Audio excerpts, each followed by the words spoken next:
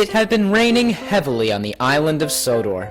Everything was cold, damp, and muddy. Thomas was complaining. All this mud is getting stuck in my wheels. Every night for the past few days had to be cleaned. Mud does not bother me. Oh, really? So it didn't bother you when Gordon sprayed you with mud and you had to be clean again? You remember that? Or when a tree almost fell on you and I had to rescue you? Do you remember that? Or even the time when... That's quite enough, Thomas. Those were just little incidents. Nothing really to a splendid red engine like myself. But I need to remind you, James, there is hardly as much mud on the main line as there is on my branch line.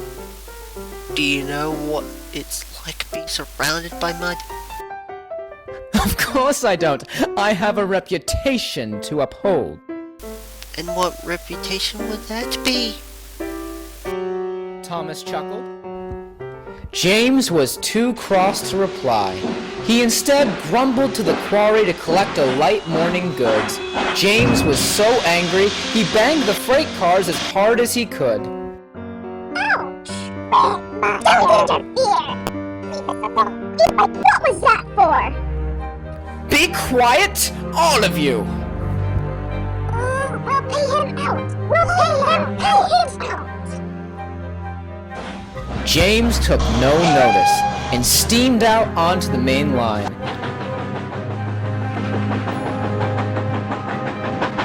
James was running at a good speed, and the trucks hadn't misbehaved yet. James began to feel better.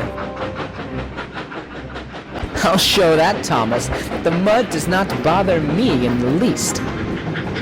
But up the line, a bank of earth had slid from the hillside and onto the line.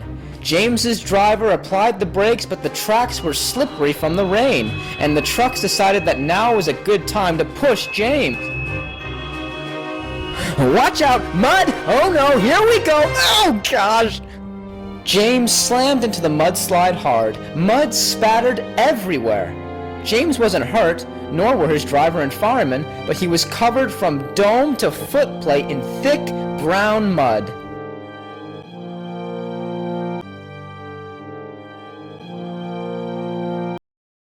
Presently, Gordon raced past James with the express. He chuckled all the way to the station, where he told Thomas of James's accident.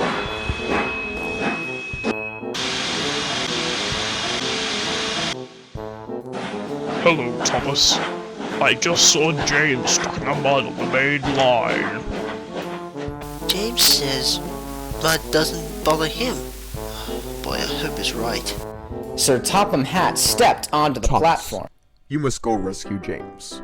He's a little past the quarry. Percy will shunt the coaches until you return. Then, Thomas's driver notified the signalman that the line was blocked, and the signalman stopped all traffic on that line. Meanwhile, Terence had been helping to get James out of the mud. James felt cold and wet. He didn't like the mud at all. Fancy an engine like yourself getting stuck in the mud. I didn't expect this from you, James. But the trucks were very pleased with themselves. Thomas arrived and was soon pulling the cars away.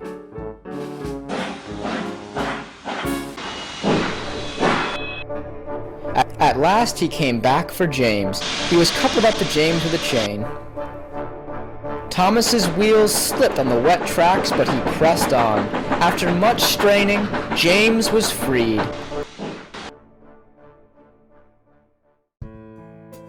James couldn't move on his own, so Thomas pushed him back to Tidmouth Sheds.